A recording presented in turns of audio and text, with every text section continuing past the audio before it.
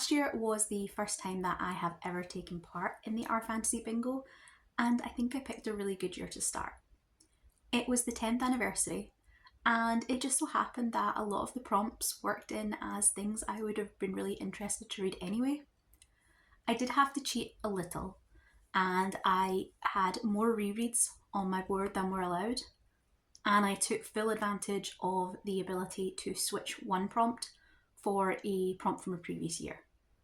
But I did still manage the board, and if you're interested in seeing how I did, I will link my wrap up of how I got on in 2024 in the description below. So this year I am once again going to be taking part in the bingo. Again, I'm not going to bother myself too much with whether or not I hit easy mode or hard mode. There are some squares where I think I will hit hard mode anyway, and the ones I don't, if I'm doing well later in the year, I might shift some things out and replace them with some of those harder fills, but I'm not going to let myself worry about it too much. I would like to get a blackout on the board, and I would rather get all 25 than focus on getting hard mode in fewer books. I'm going to be going for that kind of variety to push myself out of my comfort zone.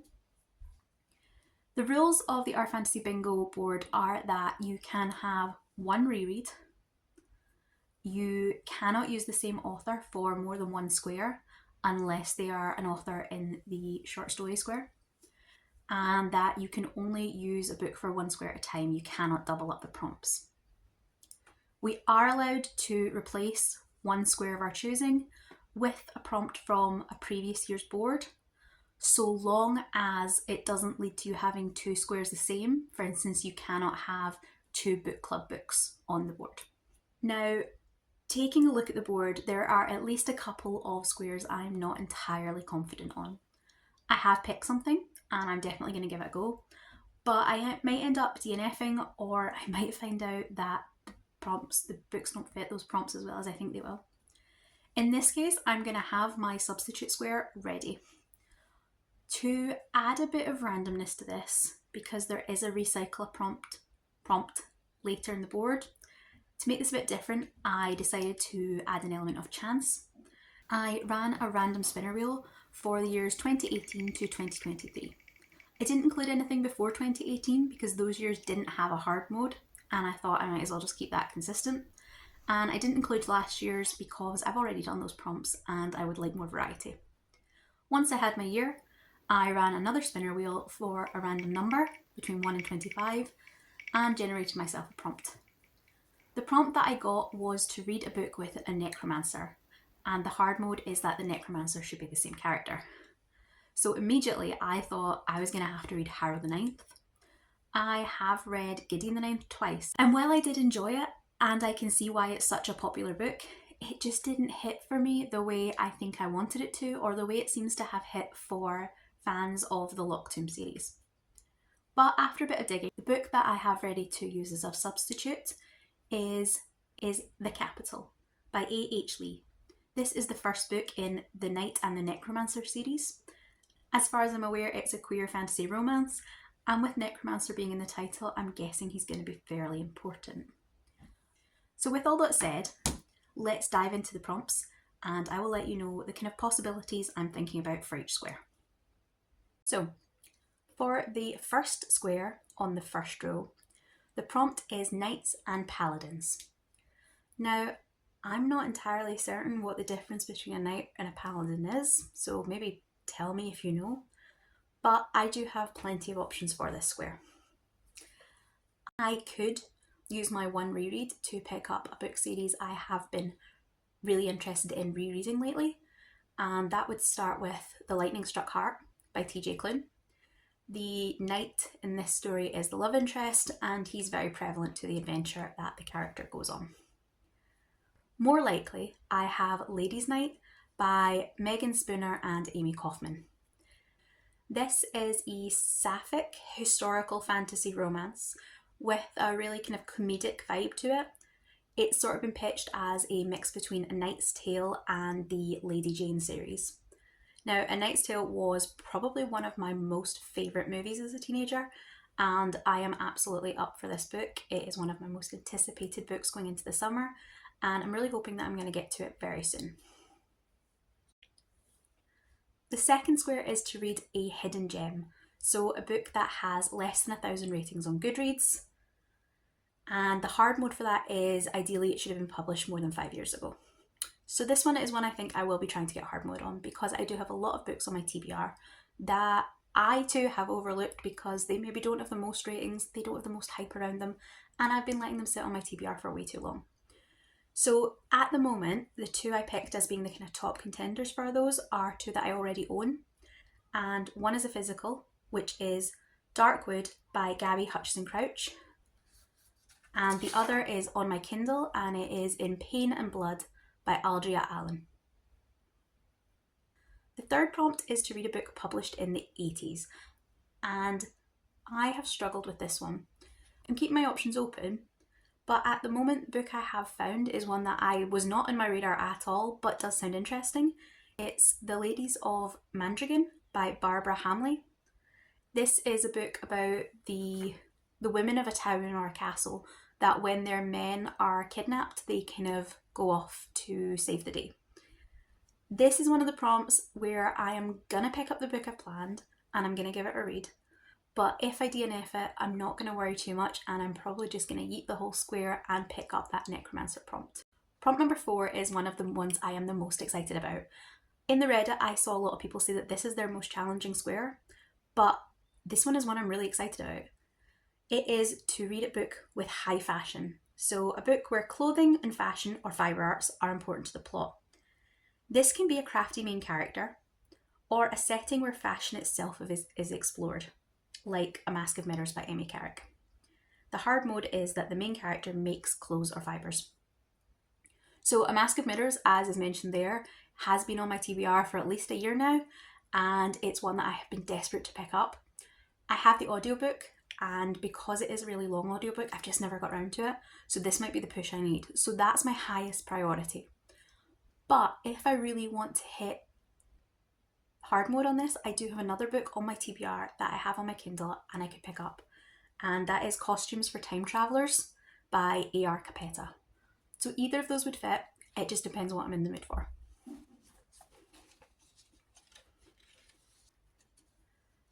And the last square in row 1 is Down with the System. Read a book in which a main plot revolves around disrupting a system. The hard mode is not a governmental system. Now, not a governmental system, I don't think I'm going to aim for, because quite frankly, I don't really understand which kind of systems you'd be bringing down that aren't governmental. I'm sure once it's kind of someone gives me an example, it'll totally make sense. But off the top of my head, every one I could think of was like government.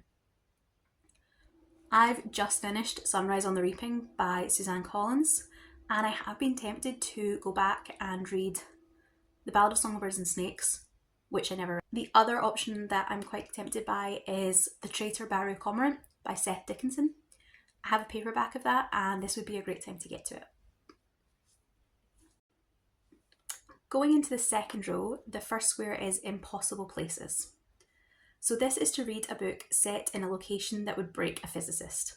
My first choice is one that I have the book of, but I didn't really notice would fit the prompt until I saw it on the Reddit thread, so I'm not sure exactly what way it fits, but it is Orphea by Joanne M. Harris. It's one I've been kind of tempted to unhaul off my shelf, so reading it before I do that would just make sure that I'm not throwing away something I might have enjoyed. My second prompt for this though is probably the one I'm going to go with, even though Orphea might be the smarter choice. The second book is Dungeon Crawler Carl. Now this is a book series that seems to have really exploded lately, and everyone has had wild things to say about it. I've got the audiobook because I saw so many people say that the audiobook is the preferred way to read this story. I actually managed to get the first 3 books on audio because there was a sale, so I definitely have a kind of commitment to at least try the first one. And with so much hype around it, I really want to try it as soon as possible. The next prompt is a book in parts. To read a book that is separated into large sections within the main text. So that's things like acts, parts, days, years, weeks, more than just chapter breaks. The hard mode is that it has more than 4 parts. This is one that I don't know before I pick up a book if it has parts. It's not something I really take note of, and I don't tend to flip through books in the bookshop. So the options I picked came purely from recommendations. I've got 2 that I do think I was interested in these books anyway, so them having parts would just be the icing on the cake. But also I might end up just filling this prompt as I go through the year. If I read something that has parts in it and doesn't fit another square, then I might just throw it on while I've got it in front of me. The books that I'm tempted by though are In Other Lands by Sarah Rees Brennan and The Notorious Virtues by Alwyn Hamilton. These are both authors I've read from before. Sarah Rees Brennan, I really enjoyed Long Live Evil, and Alwyn Hamilton, I remember wrote the Rebel on the Sands trilogy. I think I did lose track of that trilogy and I'm not sure I finished it, but I did really enjoy, I think, the first and second books, so it'd be interesting to see what she's been up to and how her writings came along. Prompt number 8 is Gods and Pantheons, to read a book featuring divine beings. The hard mode is that there are multiple pantheons involved. Now, I am a massive fan of any kind of retelling, specifically Greek retellings, and anything that has gods and religion and that type of thing in it. So there were dozens I could have picked from, even if I kept purely to Greek retellings. I did narrow it down to 3 though. The first is The Chalice of the Gods by Rick Riordan. My next choice is Paladin's Faith by T. Kingfisher. My sort of wild card on this prompt though is the one I'm most excited about, without knowing very much about it at all. It is Star-Crossed by Elizabeth C. Bunce.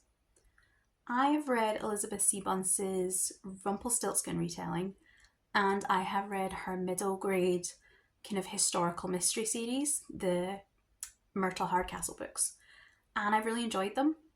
This one is older than that. I think it's around about 2013, and it says it's a thief that enters a house as a lady's maid and becomes kind of part of the politics that this family are involved in.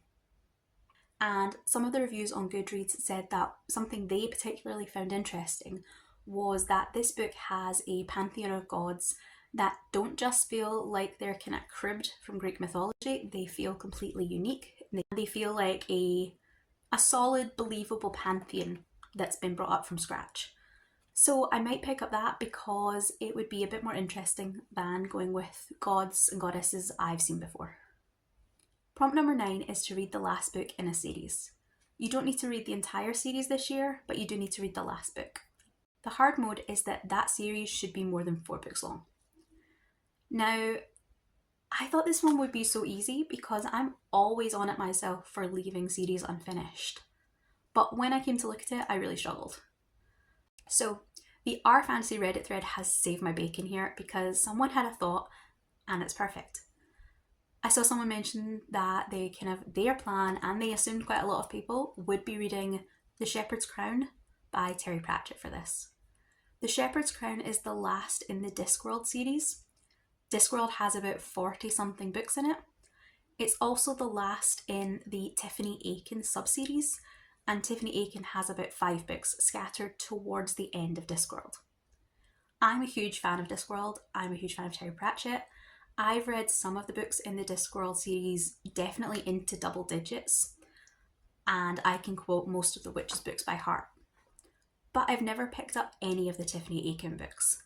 I think because when they first started releasing, they were marketed as being the YA version of Discworld, and I just wasn't interested at the time. However, I've now read, I think, every single other Discworld book, and I, to greater or lesser extents, have enjoyed them all.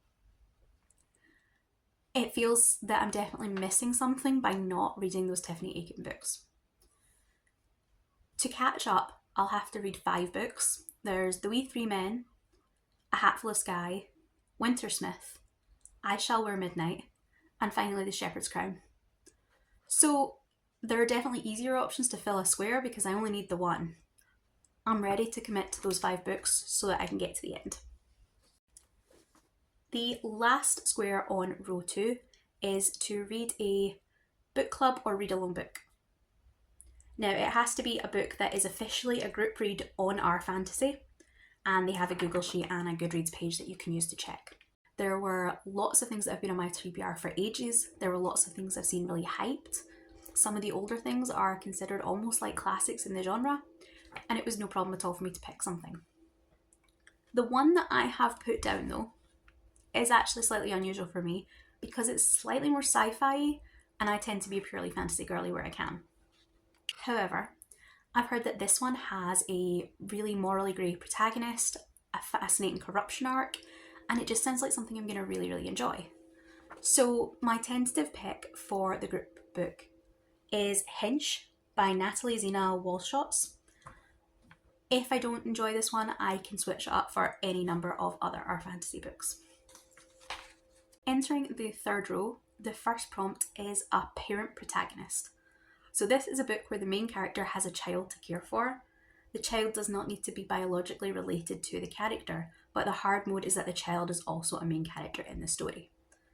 And I'm sure there are some, and I'm sure I know about some, but I couldn't think of any off the top of my head. Luckily though, again, the recommendations thread had me covered.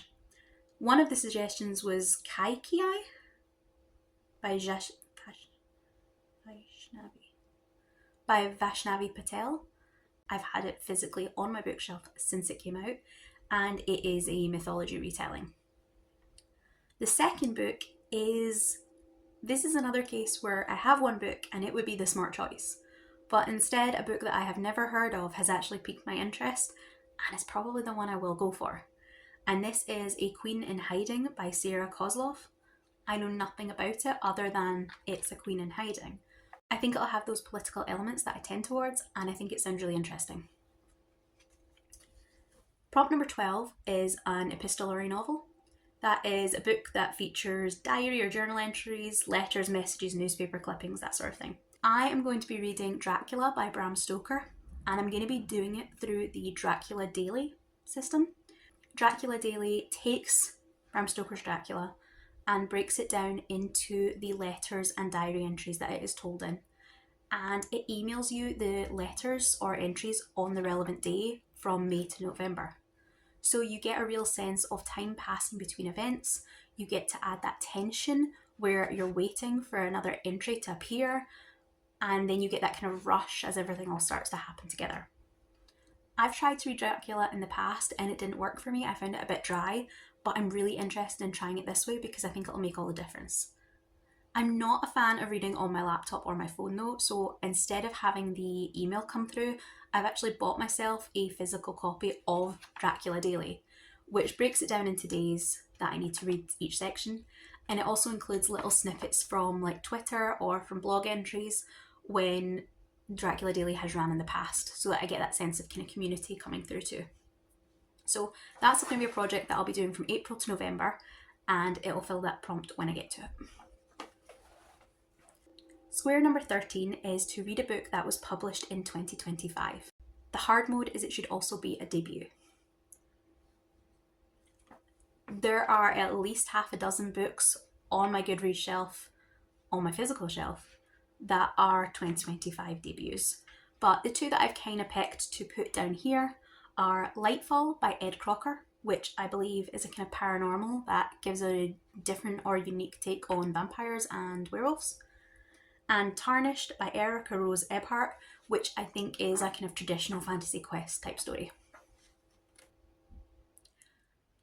Prompt number 14 is to read a book by an author of colour, and the hard mode this year is specifically to read a horror novel.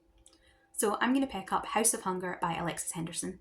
I have it sitting on my shelf. It is, I think, a story about a girl who is hired as a blood maid at a kind of wealthy vampire estate.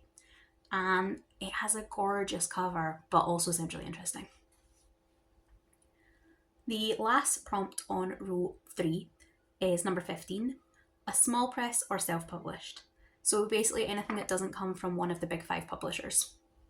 Hard mode is that it should be a book with under 100 ratings or written by a marginalised author. The 2 books that I have kind of tentatively put down for this are The Hands of the Emperor by Victoria Goddard.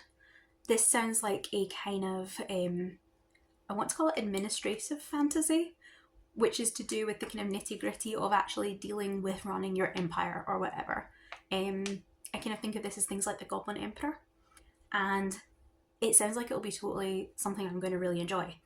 But it is 900 pages, and that's a little intimidating. So my second choice for this is a lot easier, and is Mythos by Jason Headley. This is a YA novel, and I think that it is set in a theme park. The first prompt for the fourth row is another one I had trouble with because it's so out of my comfort zone. It is biopunk, which is to read a book that focuses on biotechnology and or its consequences. Now, I'm going to be quite honest, I am not entirely certain what biopunk is. Quite frankly, a lot of the different punks confuse me. So I picked a book that I think fits biopunk. It's a book about biotechnology, and or at the very least, it fits what this description of biopunk is, which is biotechnology and its consequences. I did see some debate online when I tried to look up more information about people who thought biopunk was something a little bit more complex even than that. But this is what I'm taking because I don't have the brain space to go further. So the book I'm going to read for it is Nepo by Essie Nov. And if it doesn't work out, then again, this is one that I might flip for that Necromancer square. Number 17 is Elves and or Dwarfs. Read a book that features the classical fantasy archetype of elves and or dwarfs. They do not need to fit the classic tropes, but they must either be named as elves or dwarfs, or be easily identified as such. The hard mode is that the main character is an elf or a dwarf. And at first, I thought this would be a really, really easy one to fill because, like it says, they're such a classic. But then when I started to look up books that I had, I realised that a lot of the more recent books, a lot of the books that I'm drawn to, don't try and do those fantasy archetypes, or they try and subvert them in some way. So actually, I didn't have a lot of elves and dwarfs on my TBR or on my kind of stacks. I did find a lot of books that were kind of possibilities that were fae, because fae romance is such a big thing, but it's not something I'm particularly interested in, so I actually struggled. Then though, I saw a YouTube video which was talking about Guard in the Garden by Z.S. Diamante, and this sounds amazing. It's about a dwarven guard who has been injured in the line of duty, and he is coming home to recuperate. Apparently it deals a lot with like kind of trauma, PTSD, and the effects of being a veteran. So I think this would be really interesting. It has a kind of cozy fantasy vibe, but obviously it's going to have slightly deeper themes. Number 18 is an LGBTQIA protagonist. A character falls under the umbrella. The hard mode is that they're marginalised on one additional axis, such as person of colour, disabled, ethnic minority, etc. There are so many books I have on my TBR that are queer fantasies. There are literally, I have like over 100 on my shelf. So because of that, it actually became really hard to narrow it down because there were just too many options. Luckily though, one kind of jumped out, and that is that recently I bought the entire 5 books in the Point of Hope series by Melissa Scott. So reading the first book would definitely be a goal this year, so that I know whether I need to keep all of these books. Number 19 is to read 5 SFF short stories. This was the prompt that honestly before the board dropped, I was convinced that this is the one I was going to use that substitute square on. I'm not a short story person. I actively dislike short stories and short story collections. I've just never found one that has really connected with me. It's the same thing, I think, where I'm not a massive movie lover. I tend to prefer TV. I like my kind of media in longer form rather than short. But once the board dropped and I saw we had biopunk in the 80s, I was suddenly feeling much more optimistic about short stories. It also helps that this year I have found an author who writes scads of short stories across multiple genres, and I really enjoy them. They're all queer, but they do contemporary romance, historical romance, fantasy, horror, sci-fi, and that author is Johannes T. Evans. I went on a bit of a binge on Smashwords and bought I think 25 of their short stories. So I will pick through which ones are fantasy, and I will read 5 of those for this square. A stranger in a strange land. So the prompt is to read a book that deals with being a foreigner in a new culture. This is one I had really only started looking at the recommendations for, and a book that has been on my TBR, like my priority TBR, since Sci-Fi Month in November was listed, so I didn't even really bother to look any further. Apparently it'll fit for hard mode, but if it doesn't, then I'll be doing easy mode. This is The Mars House by Natasha Pulley, and as far as I'm aware, it's a arranged political marriage in space.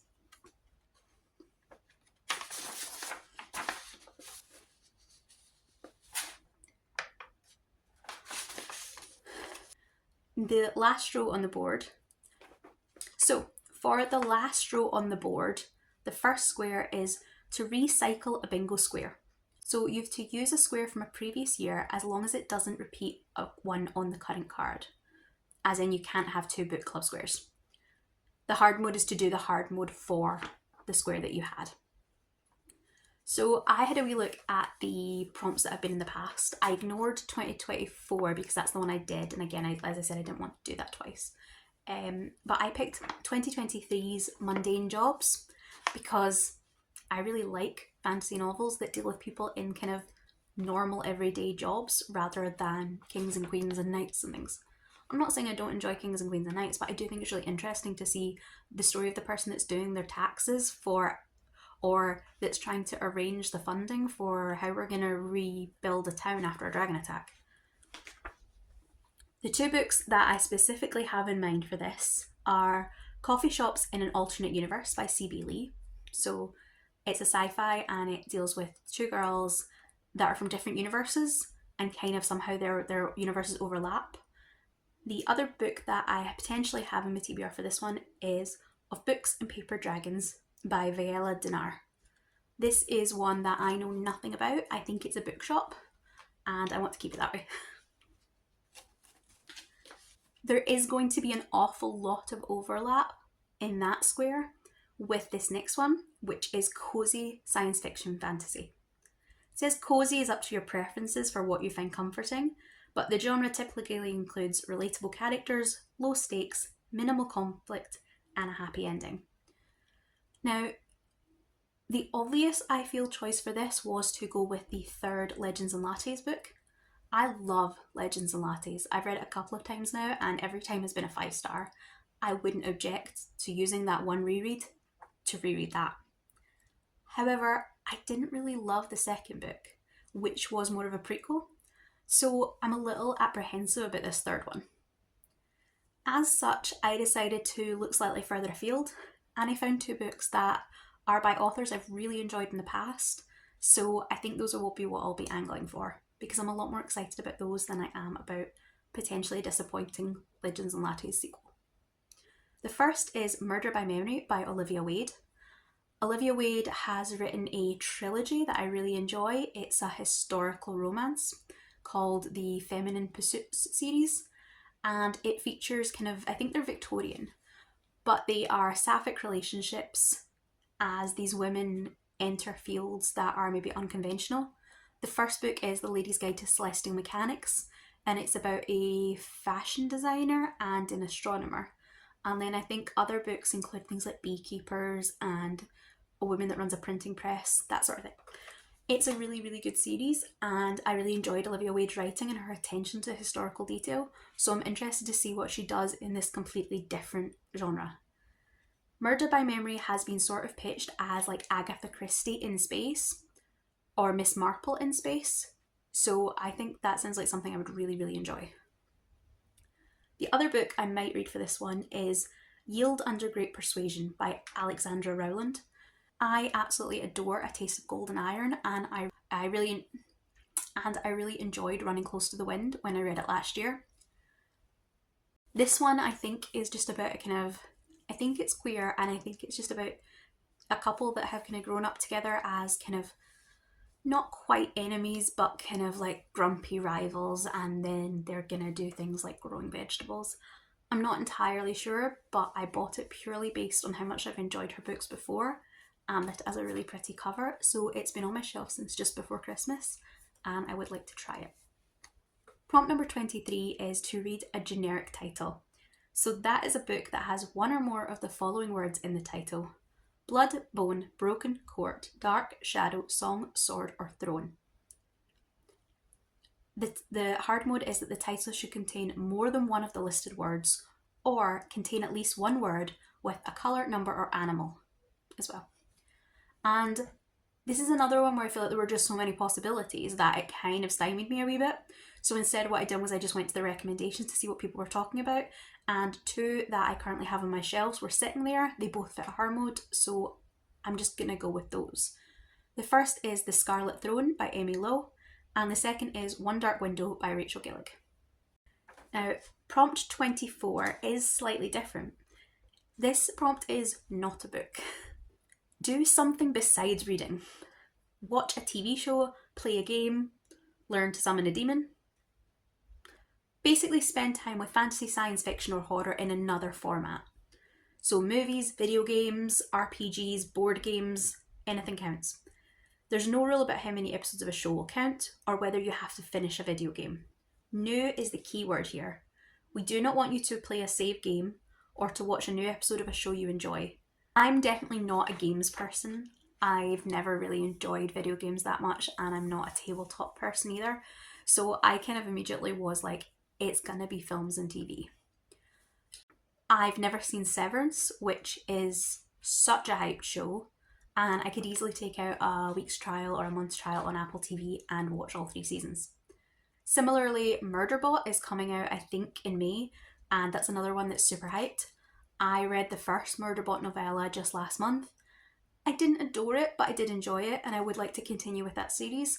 But the reason I read it was so that I could watch the TV series when it came out, so that's something I'll probably be doing anyway. My slightly kind of more ambitious fill for this would be a play.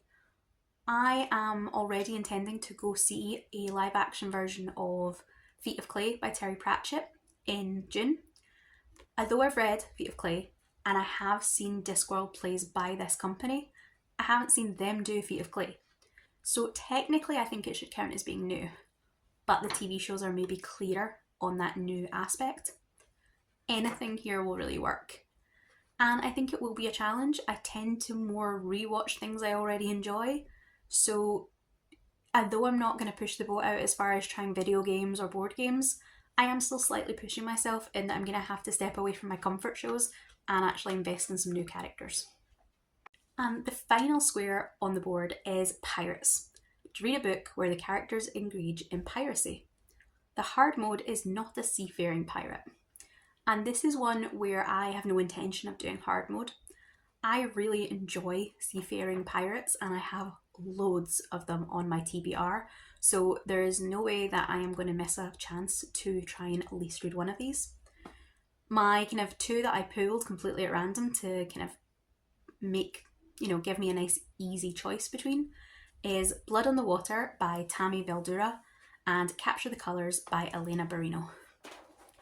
Both of them are queer, I think they're found family, and they both sound like a lot of fun. So those are my possibilities and my kind of thoughts on this year's Our Fantasy Bingo board. Let me know if you are taking part. But also let me know if you have any suggestions that you think would be really up my alley for any of these prompts that I haven't mentioned. Everything, as I said, is kind of up in flux. There are very few things here that I wouldn't want to read at some point anyway, so I would be totally open to switching something out and pushing it further down the line to try something new and recommended. Specifically, if you have something you think I would really like on the biopunk or the 80s square, I will more than happily take those recommendations to heart. Let me know if you're taking part in the Our